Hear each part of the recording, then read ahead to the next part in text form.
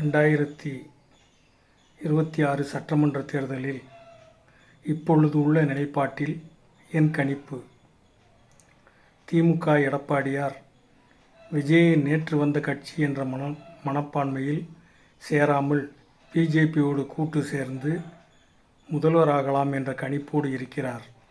அது நடக்காது. பிஜேபிக்கு வாக்கு வங்கி உயரும், அவ்வளவுதான். மேலும் அதிமுக முன்னாள் அமைச்சர்களுக்கு தொந்தரவு பிஜேபியார் மத்திய அரசு செய்ய மாட்டார்கள்.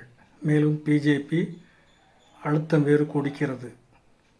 இப்பொழுது என் கணிப்பு, எடப்பாடியார் விஜயோடு கூட்டணி சேர்ந்தால் கண்டிப்பாக இந்த கூட்டணி வெற்றி பெறும்.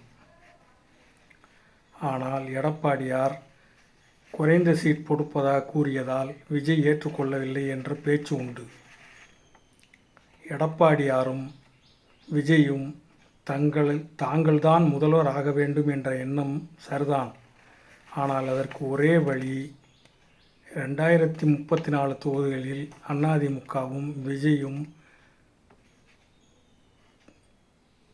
ஆளுக்கு 100 தொகுதிகள், மீதி 34 தங்களோடு கூட்டு சேரும் தொகுதிகளுக்கு என பிரித்து கொள்ள வேண்டும். 100 தொகுதிகளில்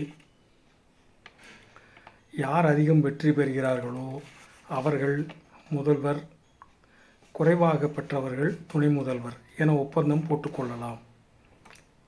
அதிமுக நாம் தமிழர் தொகுதியோடு சேர்ந்து எடுக்க சிக்கல் வராமல் இருக்க இரு கட்சிகளும் தங்களுக்கு சாதகமான 100 தொகுதிகளை தேர்ந்தெடுத்து கொள்ளலாம். அந்த 100 தொகுதிகளில் இரு கட்சிகளும் ஒரே கட்சியை தேர்ந்தெடுத்திருந்தால் பேசி தீர்த்து கொள்ளலாம். இதை செய்யாவிட்டால் எடப்பாடியாருக்கும் தோல்வி, விஜய்க்கும் தோல்வி. சீமான் யாரோடும் கூட்டணி வைக்க மாட்டார்.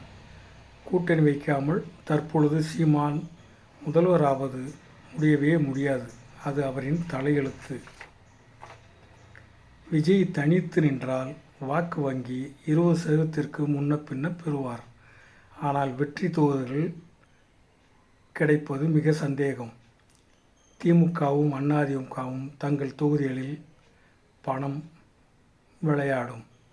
இப்படி அதிமுக பிஜேபியோடும் மற்றும் சில கட்சி கூட்டணிகளும் நின்றால், அதே மாதிரி விஜய் தன் தமிழக வெற்றி கழகம் சில கூட்டணிகள் நின்றால், மேலும் சீமான் தனித்து நின்றால் மிக கண்டிப்பாக திமுக தன் கூட்டணி கட்சிகளோடு வெற்றி பெறும். அடுத்து 5 ஆண்டு ஸ்டாலின், பின் உதயநிதி முதல்வர். தமிழக மக்களின் தலையெழுத்து தேர்தல் முடிந்தபின் விடியுமா? நல்லது நடந்தால் நல்லது, இல்லை என்றால் கடந்த 4 வருடங்கள் மாறி அனுபவிங்க.